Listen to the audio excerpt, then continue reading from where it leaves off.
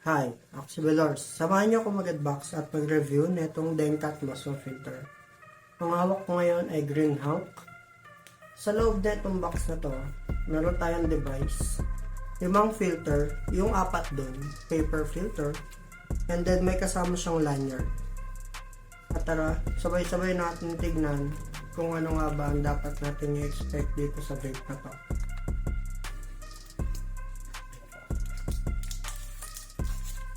Ayan, meron tayong device. Meron tayong lanyard. At syempre, yung 4 na filter. At saka yung isang plastic na filter. So, unahin natin itong device. Alam ko may gradient to eh. Hindi siya solid to color. Ayun, tama nga ako. Kaya may gradient siya kung mapapansin nyo. Hindi ka lang po kita na sa camera. So may gradient siya na dalawang kulay, 2-tone siya. Yan. So sa ibabaw niya pala, meron tayo ditong lagay ng filter. So yan, dito lagay yung filter. And then dito, pwede kayo dito mag-stock ng ano niya, ng filter kapag hindi nyo na gagamitan or ilalagay nyo sa bulsa nyo. So gagamitin natin filter dito is yung white kasi light color siya, mas gusto ko yun.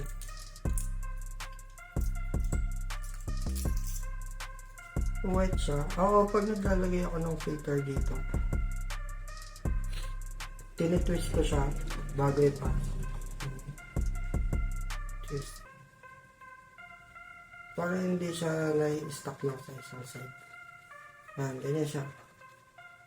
Tapos mas gusto ko dito yung sagad na sagad. Yan. Yan. Alam, nakita nyo or ano ba. Sa harap niya pala, yung tatak ng Denkat and then yung screen natin. So ayan, tanggalin nyo din to. Tapos, yung screen na to, dito nyo makikita yung battery percent at saka yung juice level. Yung juice level niya, kapag green, 70 to 100. Kapag kapag blue, 50 to 50 to 70. Ito lang kung tama pa ba. And then, kapag red, below 30 na yun siya. So ayun, tikman natin tong Green Hawk. Kung hindi ako nagkakamali, green apple to.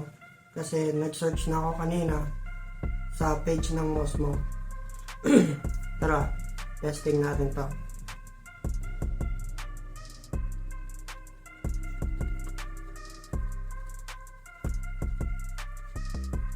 Ito pala guys, yung battery niya 600 mAh. And then, meron siyang juice capacity na 10 ml. Yung juice niya naman nagko-contain ng 30 mg na nicotine or 3%. And then, dito, nakalagay dito sa box, 10k puffs siya. So, every 1,000 puff, nakakonsume natin yung 1 ml. Pero alam naman natin sa lahat ng disco, hindi sila lahat accurate. Pero dito kay Mosmo, accurate sila. Ito, yung last na ganito ko, tumatagal siya ng 1.5 week. Sagad na yung 2 weeks. And then, ano po bang meron dito sa Mosmo? Ayun, yun nga. Meron na siyang display, paper mouthpiece, yung 4 nga. Tapos, slim na siya, slim. Yan. Pwede nyo na sa mabulsa. Tapos kapag hindi nyo gagamitin, remove nyo lang tong filter and then lagay nyo dito sa storage. And then, ano pa ba? Ayun, yung nicotine na gamit niya pala is freebase. So, ito nga pala si Denkat Mosmo Filter 10,000. Cloud check naman natin siya.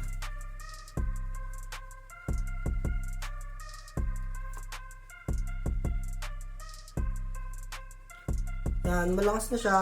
Pang display, lakas niya talaga. And then, sa lasa naman,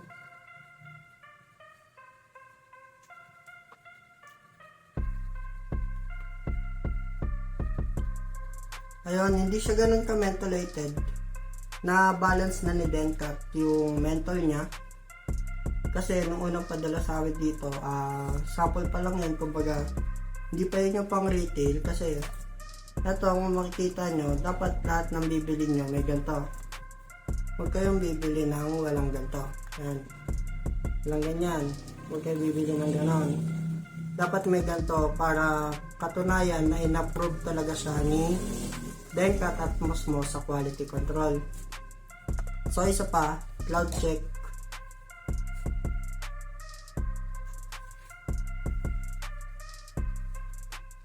Pa.